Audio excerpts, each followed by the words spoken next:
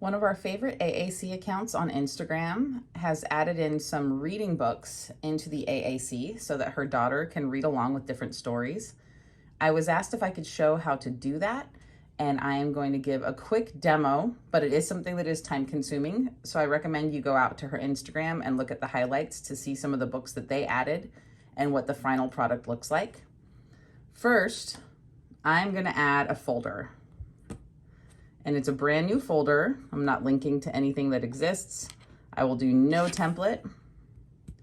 And I'm just gonna call this reading. All right. Apparently that exists, so we'll just call it reading 2, just so I can finish this demo. All right, so now I'm going to double click in that folder, and I'm gonna add another folder. You wanna add a folder for every book that you're adding. So I'll add another folder. It's another new folder. I will have no template because we only want to add buttons associated with the book. And we are going to call this one Brown Bear because the book I'm going to start adding right now is Brown Bear. And I'm going to edit that image. I went out to the internet and I found a picture of the book and I saved it to my camera roll. So I'm going to choose a picture, go to my recents, and here's our book. So you can resize that however you want. So now I have the Brown Bear folder. You can open it in a pop-up if you want to, but I think that would be completely against the point. So now I'm gonna double click that. And this is where you would start adding buttons for different concepts in the book. So you can add a button for every line, or you can add a button for every word. It really depends on what you want to do.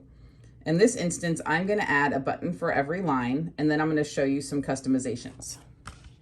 So first, I'm going to add a button called Brown Bear. And again, you can capitalize it, you can do whatever you want. And I recommend, maybe getting the pictures off the internet. And then I'll do Brown Bear again.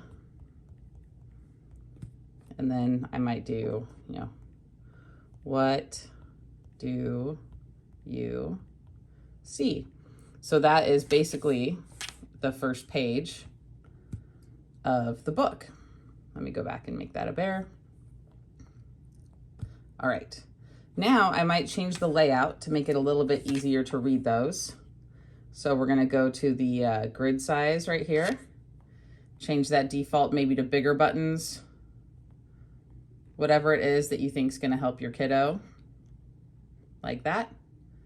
And then I also recommend on the folder doing the manual layout so that as you add buttons, they don't all have to stack on top of each other unless you want them to.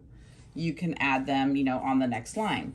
So after Brown Bear, what do you see? The next line is, I see a red bird looking at me. So we can either add that over here or down below. I'm going to add it over here. And I'll just put, I see a red bird. So that's one line. And you can look for a bird. And then the next one is looking at me. Now in the example on Graciela Bloom's account, I believe that she started adding a button for every single word, which is awesome. I'm just trying to do a demo, but you can do this for every single word. And you can also just change the grid size to maybe be a little bit smaller so that you can add more buttons on a screen. Totally up to you. So there's that. A couple other things to note. I would probably change this folder and change the grid size to be really big buttons like that. So it's easy to open up every single book. You can also, customize the background color if you want to, do whatever you want to make it a little bit, stand out. But that way, if someone goes to their reading folder, they'll have all of their books here. They click on a book and then they can start reading along with you. Brown Bear, what do you see? There you go.